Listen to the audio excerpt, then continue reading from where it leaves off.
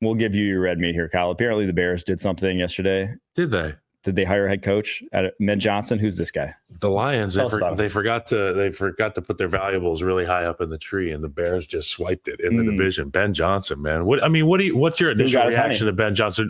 Can you bring Penei Sewell with you? Can you bring some of these guys? It's a weird situation, and I'll tell you why. They didn't even interview him face to face. What?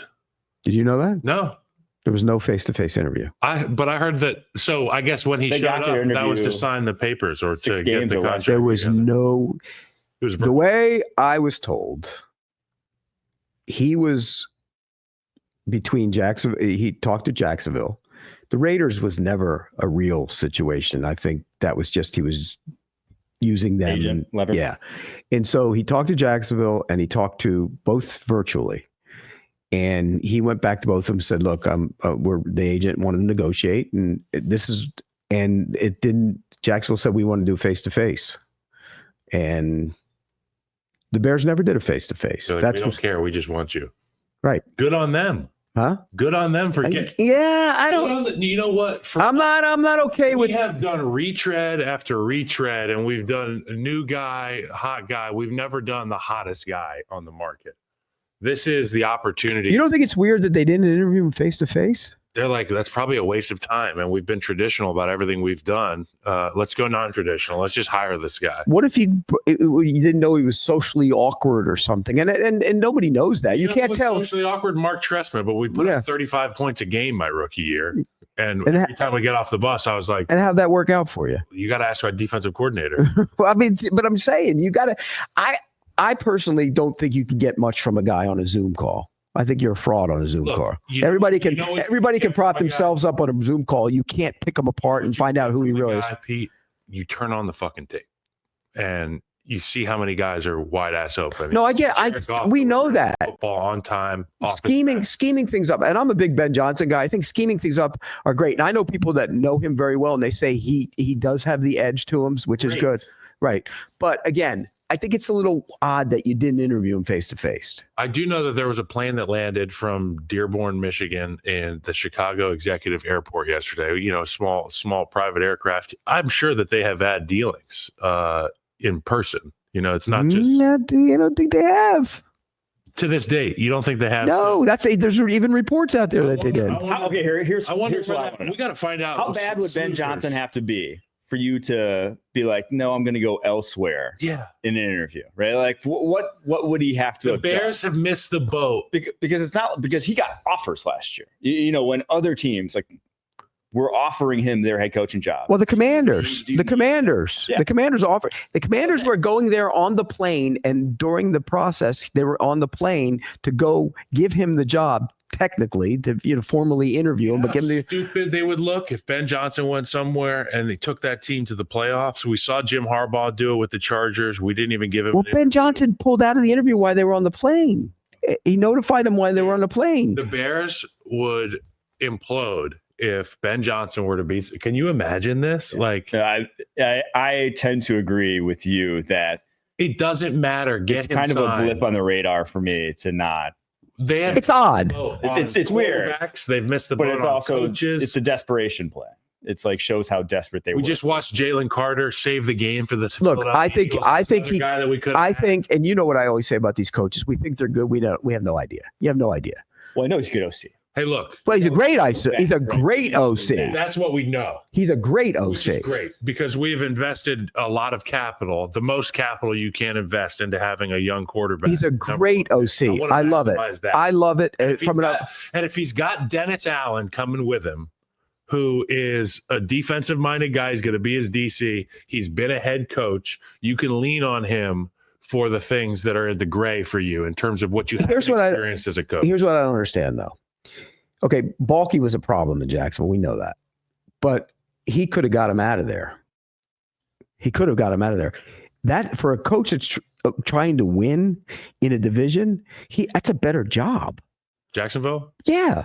You got to compete with the young Packers, who are the youngest team in the league, with a great coach. And always injured. A great coach. You're going to have to compete with the Vikings, who, if the young quarterback's any good, Find out what that rookie can do. okay, well, you got to find out what your guy can do. My Still, guy can throw for 3,800 yards and 3 interceptions on the season. we don't know what the kids can J.J. do. McCarthy's been in his fucking undies all year. Yeah, I know. It's different.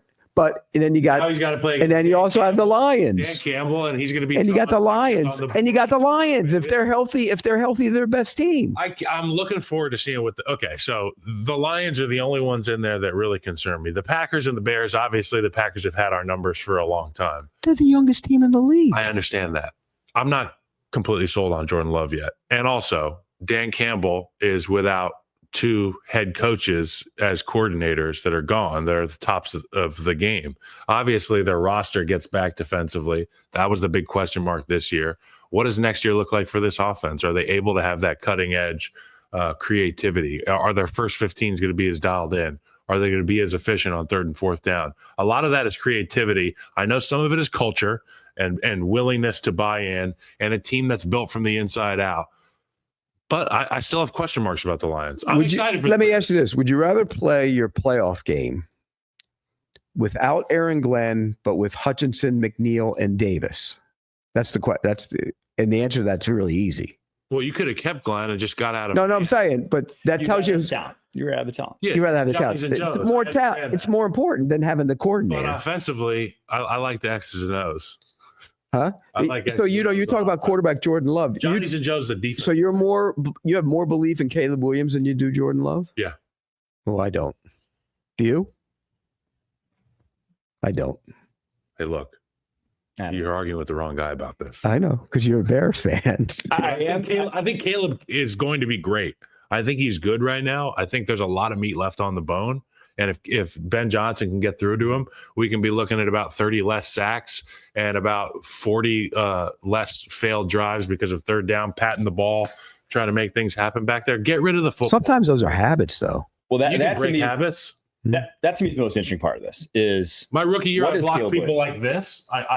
I used to hug people my rookie year, and I got bull rushed a lot. And if you go put on the tape, 2nd, 3rd, and that's like things that you can't uncoach, a habit like this. Aaron Cromer had me like this.